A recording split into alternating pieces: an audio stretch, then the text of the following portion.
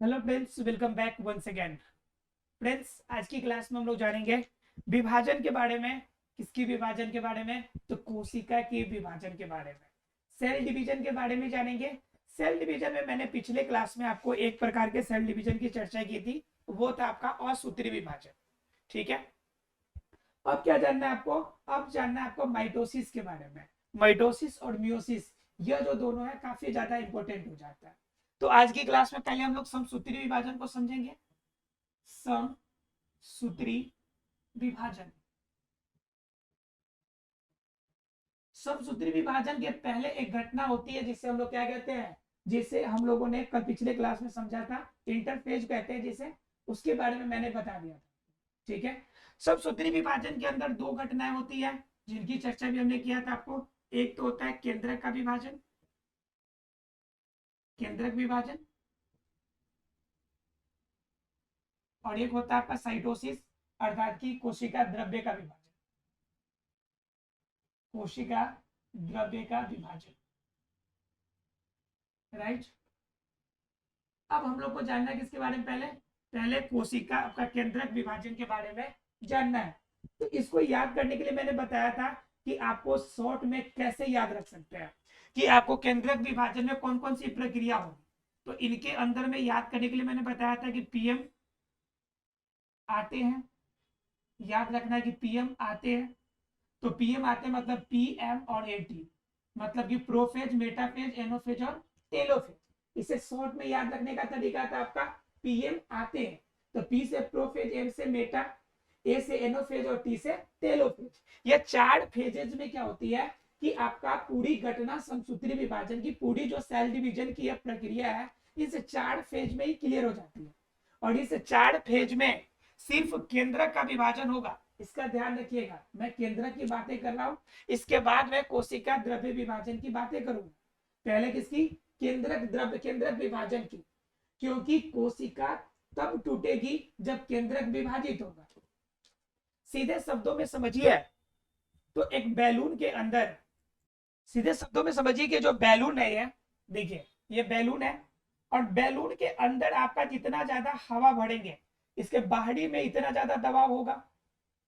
और ये दबाव कब होगा? जब अंदर हवा बढ़ते जाएंगे आप। तो अंदर हवा कैसे बढ़ेगी कोशिका के अंदर? तो कोशिका का पहले केंद्रक टूटेगा। केंद्रक टूटकर जब ये दोनों दूर दूर जाने लगेंगे, तो केंद्रक की झिल्ली फटेगी। और जब झिल्ली टूटेगी तो केंद्रक का क्या होगा? कोशिका द्रव्य का विभाजन होगा, अर्थात कोशिका विभाजित होगी। तो कोशिका विभाजित होने का पहला स्टेप जो है वो ये होता है कि उसका केंद्रक का विभाजन होगा। केंद्रक के विभाजन भी चार स्टेप्स में होते हैं। पहला स्टेप आपका क्या है? प्रोफेज। फर्स्ट स्टेप क्या है आपका? Prophase step. प्रोफेज। अब बात करते हैं कि प्रोफेज स्टेप में क्या होता है। प्रोफेज के स्टेज में आपको क्या देखने को मिलता है? तो प्रोफेज के पहले स्टेज में आपको सबसे बड़ी चीज जो देखने को मिलेगी कि इनका जो सेंट्रियोल होता है, जो केंद्रक के पास में जो सेंट्रियोल होता है, सेंट्रियोल टूट जाता है। क्या टूटता है? पहले पहला काम होता है कि सेंट्रियोल का टूट जाना। सेंट्रियोल का टूट जाना, सेंट्रियोल का टूटना पहला काम। सेंट्रियोल टूटेगा तो दूर दूर जाने की कोशिश करेगा। और जब दूर जाएगा तो यह तड़कू का रूप बनाएगा। किसका रूप बनाएगा? तड़कू का रूप बनाएगा। तड़कू का रूप बनाएगा। जब सेंट्रियोल टूट के तड़कू के रूप में बाहर की तरफ निकलेगा, तो उसके अंदर गुणसूत्र भी टूटेंगे।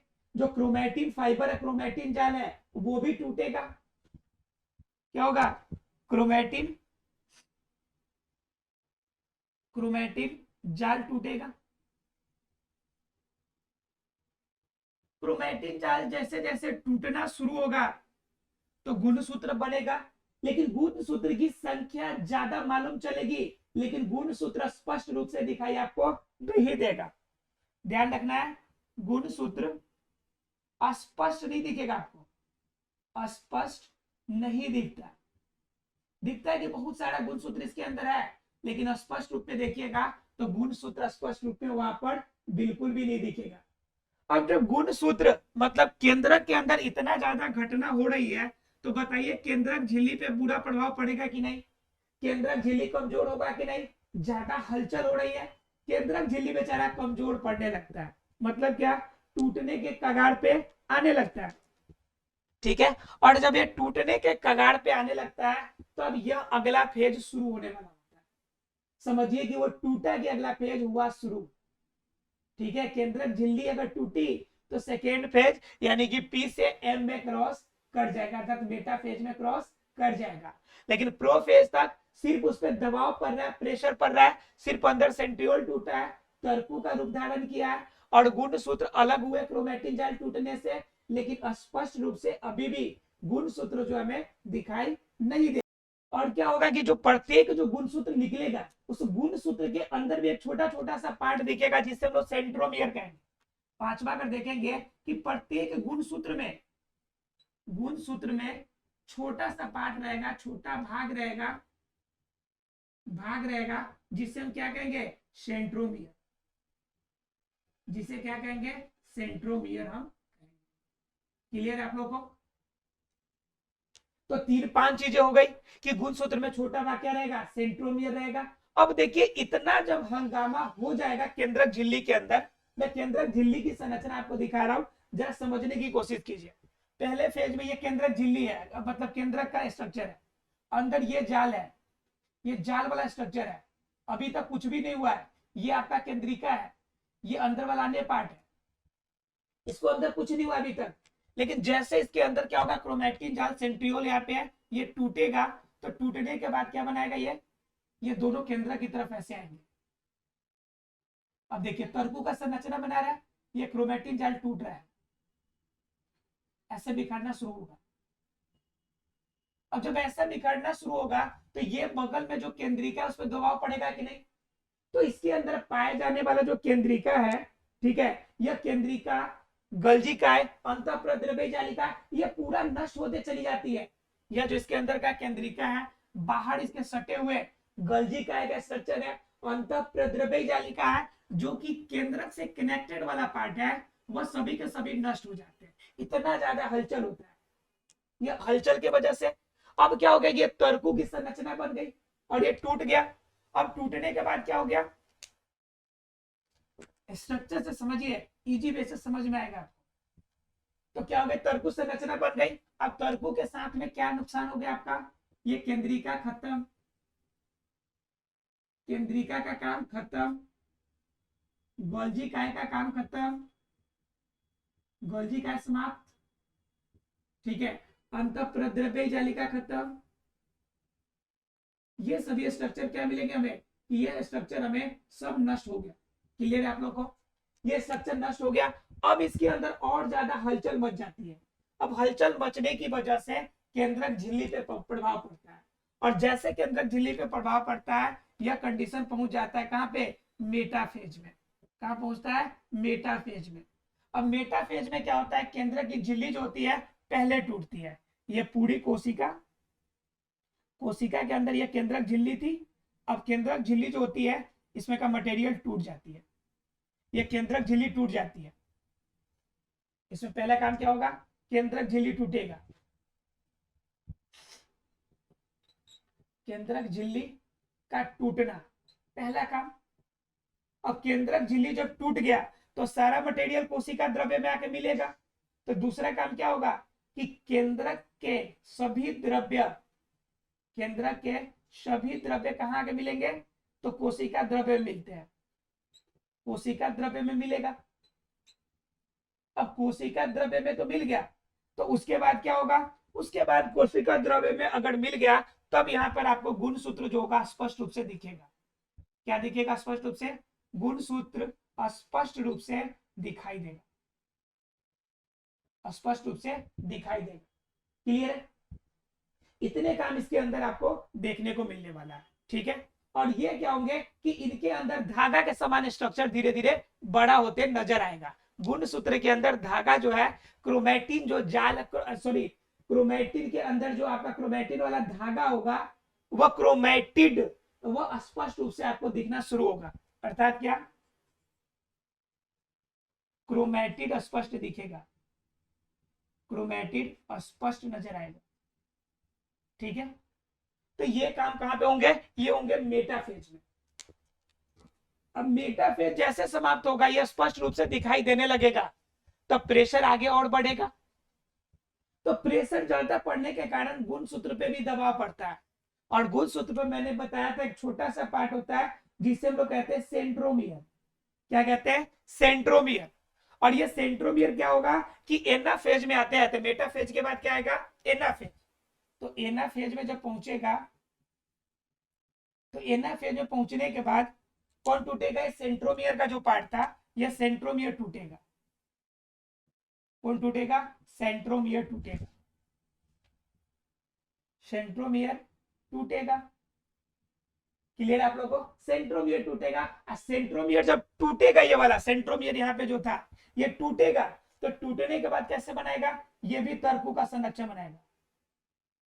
ये इधर आएगा, ये इधर आने लगेगा। ये सरकू देखिए तर्कु की तरह बना रहा है, दिख रहा है आप लोगों को, यह तर्कु की तरह स्ट्रक्चर बनाएगा। तो ये क्या करेगा, यह तर्कु की तरह बनेगा, तर्कु की संरचना बनेगी। ध्यान रखिएगा, एग्जाम में कभी कोई क्वेश्चन पूछता है, प्रोकैरियोटिक में यह तर्कु वाला संरचना नहीं पाया जाता, क्योंकि सेंट्रोमियर सेंट्रियोल वहां पे देखने को नहीं मिलता है, जिनके वजह से जब वो विभाजन होता है तो उनके अंदर तर्कु वाला स्ट्रक्चर हमें नहीं दिखता है। एग्जाम में क्वेश्चन पूछ देता है कि बताइए कि तर्कु वाला स्ट्रक्चर किसमें अवेलेबल नहीं होता है, तो ध्यान रखिएगा कि प्रोकैरियोटिक जो होंगे उनमें दिखाई हमें नहीं देगा। तो क्लियर हो गया, यह तर्कु की संरचना बना लेगा। अब तर्कु की संरचना जैसे बनाएगा, तो तर्कु की संरचना बनाने के बाद ये धीरे धीरे एक कोशिका कला बनाएगा, मतलब केंद्रक कला बनाएगा। केंद्रक कला का मतलब समझते हैं, केंद्रक कला का मतलब होता है केंद्रक झिल्ली। क्या बनाना शुरू करेगा, केंद्रक झिल्ली बनाएगा। क्लियर है। अब केंद्रक झिल्ली जब बनना शुरू होगा, तो दो अलग अलग स्ट्रक्चर आपके बनने शुरू हो जाएंगे, ये स्ट्रक्चर और एक ये स्ट्रक्चर, दो अलग अलग स्ट्रक्चर बनने शुरू हो जाएंगे। क्लियर है। अब क्या होगा कि बना नहीं है, ये बनना शुरू हो रहा है। ये आगे की घटना जो होगी कहां पे पहुंचेगी, टेलोफेज के पास। कहां पहुंचेगी, टेलोफेज में। यहां तक सभी को क्लियर है। 3 पार्ट हम लोग कवर किया अभी तक। कौन कौन सा पार्ट, पहला पार्ट तो हमारा ये था प्रोफेज का, दूसरा पार्ट था हमारा मेटाफेज, और तीसरा पार्ट था हमारा एनोफेज। ठीक है, तो प्रोफेज के अंदर सेंट्रियोल टूटा, उसके बाद मेटाफेज के अंदर आ गए तो केंद्रक झिल्ली हमारी टूट गई। इनके अंदर छोटे छोटे स्ट्रक्चर थे, अंतःप्रद्रवी जालिका, केंद्रिका वगैरह, वो तो समाप्त इसी में हो गया था आपका। उसके बाद क्या, केंद्र के सभी द्रव्य कोशिका द्रव्य के साथ मिल गए, गुणसूत्र स्पष्ट रूप से दिखना शुरू हो गया। उसके बाद की घटना आ गई एनोफेज में, सेंट्रोमियर टूट गया, तड़कों का स्ट्रक्चर बना लिया। ये सारी घटना अभी तक हमारे हो गए। इसके बाद की घटना कहां पहुंचेगी, टेलोफेज के अंदर। तो टेलोफेज के अंदर क्या होगा, यहां तक तो हमने देखा कि ये सेंट्रोमियर टूटेगा, तड़कों की संरचना बन गई। अब क्या होने लगा कि अब बात आगे बढ़ती है, मामला आगे बढ़ती है। ध्यान एक चीज और रखिएगा कि इन सभी में आरएनए का संश्लेषण हो रहा था। किसका संश्लेषण हो रहा था, आरएनए का संश्लेषण। तो ये आपका एनोफेज तक ही रहेगा, एनाफेज तक ही आपका आरएनए का संश्लेषण होगा। इसके आगे जाइएगा तो इसका संश्लेषण आपको मिलने वाला नहीं है, इसका ध्यान रखिएगा। इसका संश्लेषण एनोफेज तक लास्ट मिलेगा। क्लियर है। अब थोड़ा सा जान लेते हैं किसके बारे में, टेलोफेज के बारे में। टेलोफेज के बारे में क्या होता है कि पहला नंबर, इसमें केंद्रक झिल्ली स्पष्ट रूप से निकल जाती है, केंद्रक कला स्पष्ट हो जाती है, स्पष्ट बन जाती है। केंद्रक कला के साथ में एक और स्ट्रक्चर आपको देखना शुरू होता है कि उसके अंदर जो यह गोल्जी का है, केंद्रिका, आपका अंतःप्रद्रवी जालिका, ये जो नष्ट हो गई थी, ये सभी स्ट्रक्चर भी दिखने लगते हैं। मैं लिखा हूं ये सभी का मतलब गोल्जी का है, अंतःप्रद्रवी जालिका, केंद्रिका, ये सभी स्ट्रक्चर दिखाई देते हैं, दिखाई देने लगते हैं। क्लियर है, ये सभी स्ट्रक्चर हमें दिखाई देने लगते हैं।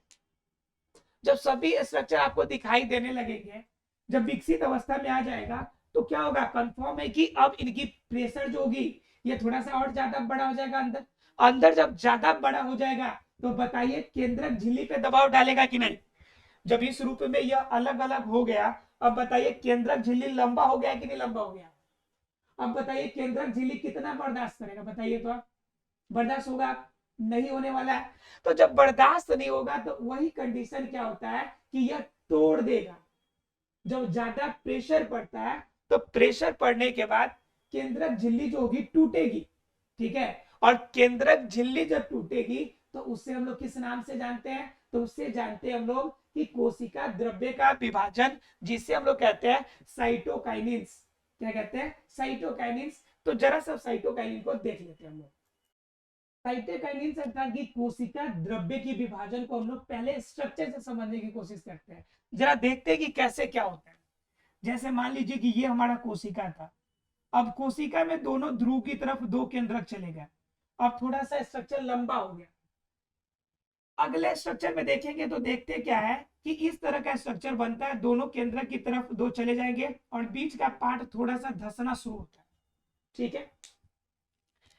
तीसरा कंडीशन आप देखेंगे कि ये पूरा जैसे धस जाता है, अंदर की तरफ ये पार्ट एक और दूसरे तरफ एक, बिल्कुल बीच में हल्की हल्की सी दरार पड़नी शुरू होती है। ये बीच में दरार शुरू होती है। दरार शुरू होने के बाद क्या होती है कि ये वाला पार्ट एक बार और थोड़ा सा टूटता है। बिल्कुल यह आपका क्या होता है, बिल्कुल हेन नेक की तरह बिल्कुल पतला हो जाता है यहाँ पे। इस कंडीशन में ये आपका क्या हो गया, दोनों केंद्रक हो जाते हैं। अब ये बिल्कुल पतला हो जाता है। तो क्या होता है कि पतला होने की वजह से जब ज्यादा प्रेशर पड़ता है तो यहां से ये टूटता है और टूटने के बाद क्या होता है कि यह स्वतंत्र रूप से एक बना लेगा, क्या, एक अलग कोशिका, और ये बना लेगा दूसरी कोशिका। यानी दो कोशिकाएं स्पष्ट रूप से अलग होकर बढ़ जाती है। मतलब क्या कि फाइनल जो कोशिका विभाजन होती है वह कोशिका द्रव्य के विभाजन के पश्चात ही सफल हो पाती है। उसके पहले के सभी स्ट्रक्चर सिर्फ कोशिका द्रव्य विभाजन तक लाने की परिघटना ही शामिल होती है। मेन विभाजन कहां पे होता है? तो कोशिका द्रव्य का विभाजन ही होता है। कोशिका द्रव्य के विभाजन होने के साथ ही दो स्पष्ट रूप से डॉटर सेल्स बन जाते हैं, मतलब कि पुत्री कोशिका बन जाती है। जो मेन कोशिका था वो तो आपका क्या था, पेरेंट कोशिका था। ये हमारा पेरेंट सेल है और यहाँ पे जो दो बने हैं ये हमारे डॉटर सेल्स कहलाते हैं, यानी कि पुत्री कोशिका कहलाती है। एग्जाम में एक बार पूछ दिया था क्वेश्चन कि डॉटर सेल किसे कहते हैं, तो बहुत सारे बच्चे भूलने लगे और सोचने लगे कि डॉटर सेल क्या होता है। तो डॉटर सेल अलग से कुछ नहीं होता। यह जो सेल कोशिका विभाजन जब होती है तो विभाजन होने के बाद जो नई कोशिकाएं बनती है वह कहलाती है हमारी डॉटर सेल्स। क्लियर है फ्रेंड्स? चलिए, तो इस तरह से आपको समसूत्री विभाजन क्लियर हो गया होगा। क्लियर है? अब अगर समझ में आ गया समसूत्री विभाजन तो थोड़ा सा जान लेते हैं कि समसूत्री विभाजन का हमारे जिंदगी में क्या महत्व है, या फिर इस धरती पर अन्य जीवों के लिए क्या इंपोर्टेंस रखता है। मैंने समसूत्री विभाजन के अंदर स्टार्टिंग में बताया था आपको कि समसूत्री विभाजन सामान्य रूप से मानव के अंदर द्विगुणित अवस्था में होता है, ठीक है। लेकिन यह कुछ अगर जाइएगा पेड़ पौधों के अंदर तो यह द्विगुणित यानी हैप्लॉइड और डिप्लॉइड दोनों कंडीशन में आपको देखने को मिलेगा। तो इसके आधार पे तो हमें जानना पड़ेगा कि आखिर इसका रियल इंपोर्टेंस हमारे लाइफ में क्या है, कि समसूत्री विभाजन हमारे बॉडी के लिए क्या खास करता है, ठीक है। चलिए जान लेते हैं समसूत्री विभाजन के महत्व को। महत्व का मतलब इंपोर्टेंस, कि आखिर ये जरूरी क्यों, फायदे क्या है इससे, ठीक है। तो सबसे पहला और सबसे बड़ा फायदा कि एक कोशिका से दो नई कोशिका बनती है। एक कोशिका से दो नई कोशिका बनती है, सबसे बड़ी बात। दूसरा क्या होता है कि इसमें सामान्यतः गुण सूत्रों की संख्या समान होती है। इसमें गुण सूत्रों की संख्या क्या होती है, समान होती है।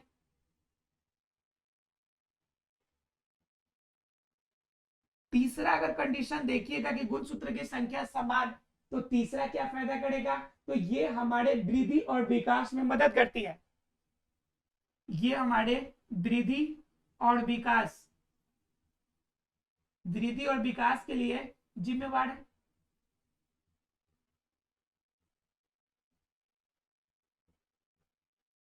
वृद्धि और विकास के लिए जिम्मेदार है।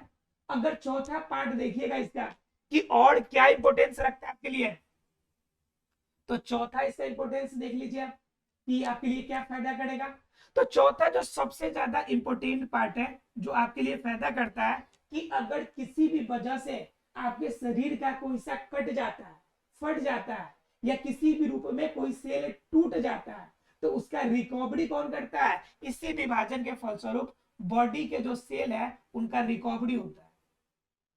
रिकवरी होता है मतलब बॉडी के अंदर जो कंटिन्यूटी है सेल्स की, इस कंटिन्यूटी को बनाए रखने के लिए हमें समसूत्री विभाजन की आवश्यकता पड़ती है।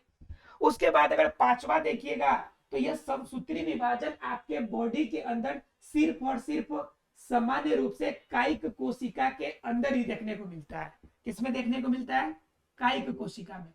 कायिक कोशिका का मतलब होता है कि जो बॉडी का निर्माण करे, जो बॉडी का सेल्स हो, तो उससे हम लोग कायिक कोशिका कहेंगे। और जिनसे बच्चे जन्म लेते हैं, जिनसे युग्मक बनता है, जिनकी वजह से फर्टिलाइजेशन की प्रोसेस होती है, उससे हम लोग कहते हैं जनन कोशिका, उसे कहते हैं रिप्रोडक्टिव सेल्स, राइट। लेकिन ये कोशिका क्या होती है? कायिक कोशिका। इनके अंदर समसूत्री विभाजन ही होता है। क्लियर है? उसके बाद क्या कि यह क्या करता है कि हमारे बॉडी की सतह की आयतन में वृद्धि में मदद करता है। जैसे मान लीजिए कि छोटा बच्चा जो जन्म लेता है तो उनकी हाइट बिल्कुल छोटी होती है, लेकिन उतने छोटे से हाइट से इतनी बड़ी जो सतह बनती है, हमारी बॉडी का स्ट्रक्चर इतना डेवलपमेंट होता है, तो इतने डेवलपमेंट में इतनी नई कोशिकाएं बाहर से आके तो रिप्लेस होती नहीं है। तो यह बॉडी के अंदर जो कोशिका विभाजन है, इस समसूत्री विभाजन के कारण ही उसको कवर अप करता है। सीधे शब्दों में कहे तो लगभग आपके बॉडी के अंदर 6 × 10 के पावर 12 कोशिकाएं लगभग पाई जाती है एक पार्ट के अंदर। आप सीधे शब्दों में सोचिए ना कि जिसकी लंबाई चौड़ाई हम माइक्रोमीटर में मापते हैं, जिनकी साइज 0.01 माइक्रोमीटर तक होती है, और माइक्रो और नैनोमीटर में जिसकी अगर लंबाई चौड़ाई मापी जाए, तो समझ सकते हैं कि जब हमारी हाइट 5 फुट और 6 फुट की होती है तो कितना ज्यादा सेल्स का कॉम्बिनेशन बना हुआ होगा। क्लियर है? तो इसलिए जितने भी स्ट्रक्चर बनते हैं, इन सभी स्ट्रक्चर के लिए क्या होते हैं कि ये समसूत्री विभाजन आपका जिम्मेदार होते हैं। तो ये थे समसूत्री विभाजन।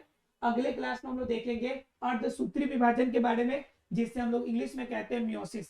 और ये ज्यादा इंपॉर्टेंट इसलिए हो जाता है क्योंकि इसके अंदर दोनों क्रियाएं होती है। इसके अंदर दोनों क्रियाएं का मतलब एक हरास वाला, हरास का मतलब होता है कि रेड्यूस, रिडक्शन, यानी कमी होती है, यानी कि गुणसूत्रों की संख्या आधी भी होगी, और उसके बाद की जो विभाजन होगी उसके अंदर क्या होगी कि विभाजन की क्षमता जो होगी समसूत्री विभाजन के समान भी होगी। तो जिससे समसूत्री विभाजन प्रॉपर तरीके से समझ में आया होगा, उसको अर्धसूत्री विभाजन समझना जरूरी होगा, मतलब आसानी से समझ में आ जाएगा, क्योंकि उसका 2 पार्ट होगा। एक पार्ट में तो समसूत्री विभाजन के समान ही संरचना होगी, और एक जो होगा रिडक्शन वाला पार्ट, वह थोड़ा अलग तरीके का होगा। तो कल उसकी इंपोर्टेंस के साथ उनकी हर एक पॉइंट को हम लोग जानने की कोशिश करते हैं। मिलते हैं अगले क्लास में, तब तक के लिए thank you very much friends.